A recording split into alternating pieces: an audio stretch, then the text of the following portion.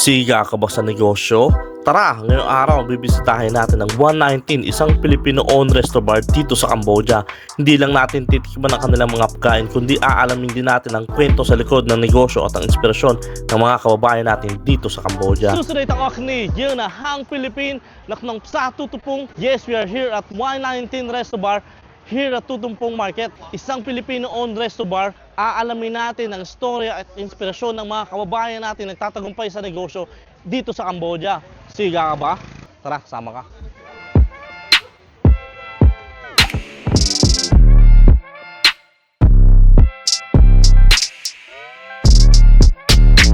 Bago natin tikman ang kanilang mga pagkain, silipin muna natin ang 119 Resto Bar. Isa sa mga unang mapapansin nyo yung ambience ng lugar. So perfect siya sa mga family gatherings, friends, party, or kahit simpleng dinner lang. Happy birthday to you! So habang nag-iikot tayo dito sa 119 Resto Bar, may nakita tayong mga Pilipino na nag-e-enjoy, nag-dinner dito sa kanilang resto bar. Kausapin natin yung isa sa mga Pilipino. Tara. First time niyo po dito sa 119 Resto Bar. Okay naman yung ambience niya. So, Yeah, so lalo na yung mga tao, syempre, it feels like home, you know, even though nasa Cambodia tayo. I-enjoy natin yung foreigner natin. Yes. Salamat po sa pag-interview. Thank you. So hindi lang mga kapwa Pilipino natin ang mga nag-e-enjoy at nag-a-ambiance dito sa 119 Resto Bar. May mga nakita rin tayo mga foreigner na tumatangkilik sa kanilang mga pagkain at inumin. Susubukan natin silang interviewin. Good evening sir, we're interviewing for our YouTube channel, Siga sa Cambodia. So do you often coming here in 119 Resto Bar? No, not that often. This is, for me, second time. Okay. We were here a couple of weeks ago and wondered, like, beautiful place. So, yeah, that's why we come again. Okay. So hopefully now we'll be here more often. I think so, yeah, we'll be here more. I think you will come again. Yeah, sure. So for the people who want to plan to visit here, what do you recommend to them to eat or to drink here? Well, to drink, it's a very easy choice. Yeah, That it's a beer. very good quality Cambodian beer here for a decent price. So I think that's a very good pull. Do you try Filipino food? I haven't eaten yet, but you just ordered something, didn't you? Which Filipino food here would you recommend though? I will recommend you the sisig and the pork Yeah? barbecue. Thank you very much, sir. Enjoy your food.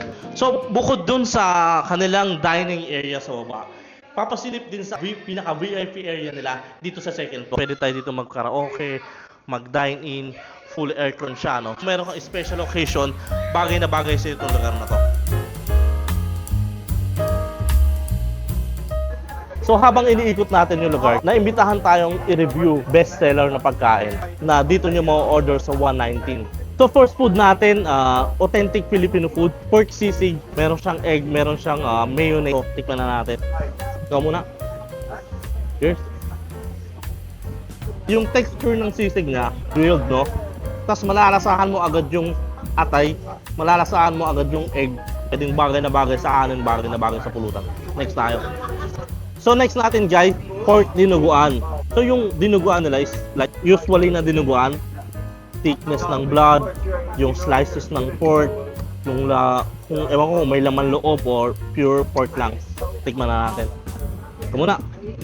Cheers. So unang bangkong pa lang, malalasahan mo na agad sourness ng vinegar, yung savory ng blood stew, yung linamnam ng pork. It's like authentic Filipino food talaga, no? Solid. Next tayo. So next natin is pork barbecue. Pure meat. May konting tapa sa dulo. And yung readiness na siguro may marinate sa ketchup and oyster sauce. Tikman na natin. Cheers.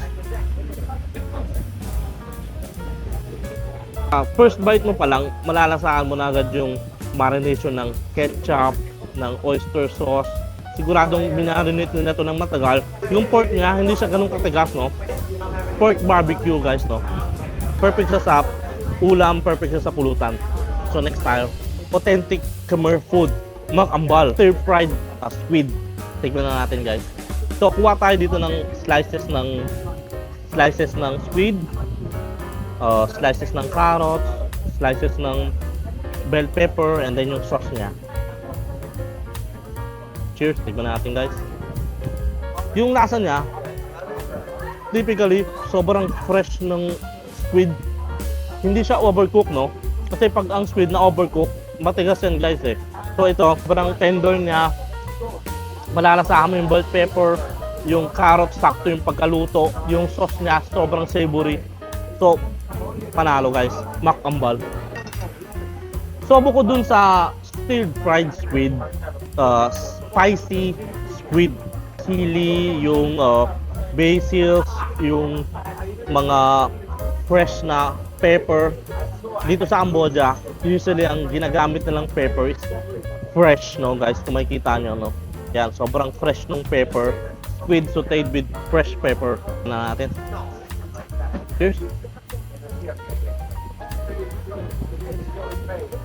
Sa unang agat mo pa lang ng squid, malalasahan mo na agad yung spiciness, no? Full pack siya sa mga chili, andun yung pepper. Yung squid, bago niya isute, kinotidan niya muna. Sa Tagalog is calamari. Next tayo. Pancit Canton na sobrang full pack. I think ang tawag dito is yung Pancit Canton Overload. Squid, meron siyang shrimp, meron siyang squid ball, meron siyang gulay, andun yung pork, andun yung liver. Full pack guys, no? So kung ito yung meal mo ngayong gabi, solid ka na, may lakas ka na para magtrabaho bukas. Tikman na natin. Tikman muna natin yung separately yung Pancit Canton. Cheers guys! I think yung gamit nilang Pancit Canton is made from Philippines, no? Nakasama yung pagka-authentic na Filipino recipe niya, no? Andun yung oyster sauce, andun yung soy sauce. So, tikman natin yung ibang ingredients. Pork, tikman natin yung chicken. Sobrang full pack na guys, no? I mean, siguro lahat ng ingredients nandito na yun eh. May seafood, may chicken, may pork, may liver, may vegetables. Full pack. Yung pork, yung vegetables, then yung squid balls. So, big bite. Kaya ka muna. Okay ka na. Cheers. Sobrang lumasa lahat ng ingredients guys, no? Nalalasahan ko yung pork, nalalasahan ko yung chicken. Sobrang kakaiba ng lasa, no? So kung ikaw order ng Pancit Canton na ganito, sobrang matutuwa ka kasi sobrang full pack. So overload na overload siya. Try natin to.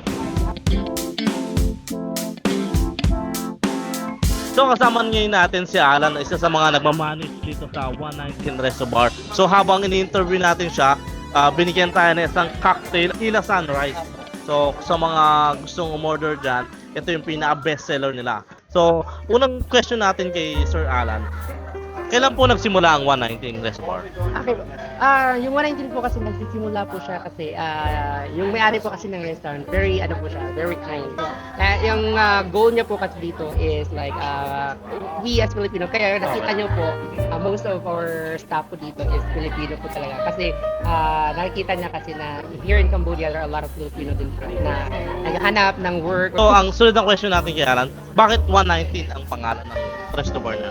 119 po yung pangalan ng Resto Bar po kasi 1919 is a code of service po. Yun po yung code ng service ng line number and also a code of service po. So the more you give power, the more you give, the more you serve people, the more you get power. So, 19 Yes. to serve. yes po, yes po. To Great serve people. And one po, the word one po is unity or Okay, 1 in 19. So, Yes, po. like pagkakaisa sa magandang pag-serve Opo, sa correct. kapwa Pilipino. Correct. Next question natin, Alan. Ano ang concept ng 119 Resto Bar? Yung dito din naman kasi po, as makikita niyo po, comfort ng tao and also we also like the people to feel welcome. We have one customer po na sabi niya, this is actually not a bar or a restaurant. It's kind of a lounge. Like, you feel comfortable, you feel warm, and also we would like to feel the customer po that they are well served. So, kung makikita nyo sa concept ng 119 Resto Bar, no, mixed culture siya, hindi lang Filipino, Western country, other culture na dito talaga kumakain sa 119 Resto Bar. Okay. Last question natin, Alan, ano ang future plan ng 119 Resto Bar? Yes po. Dito po sa Resto Bar, we believe that only not Filipino po na magiging, hindi po lang Filipino ang magiging customers namin. We also, our goal also is to include the other nationalities or like mga Western po to also to integrate our culture as a Filipino. So pare, hindi lang kayo magpo-focus sa mga Yeah, Pilipino. we're So not- gusto natin ipalawakin sa lahat ng mga lahi na tumangkilik sa 119 Reservoir. Maraming salamat Alan, no? So thank you very much sa pag-welcome sa atin. Si Alan ang nag-invite sa atin dito. Sobrang hospitality na lugar. Kung gusto nyong ma-experience, punta kayo dito sa 119 Reservoir. Andito siya sa Tutumpong area, Street 135, no? So malapit. Andito siya mismo sa loob ng Phnom Penh. So search nyo lang yung 119. Andito yung page nila. So nasa Street 195, ito yung link location niya, yung Google Map niya. So search nyo lang yan, makakarating na kayo dito sa 119 Reservoir. So maraming salamat Alan, no? So thank you very much. So dito na natin tatapusin tong vlog na to. Sobrang hospitality ng lugar nila. Salamat kay Sir Alan. So kung gusto niyo pong makapanood ng mga ganitong inspirational na stories ng mga negosyante dito sa Cambodia, please like, share, and subscribe. Siga ka ba? Tara, sama ka.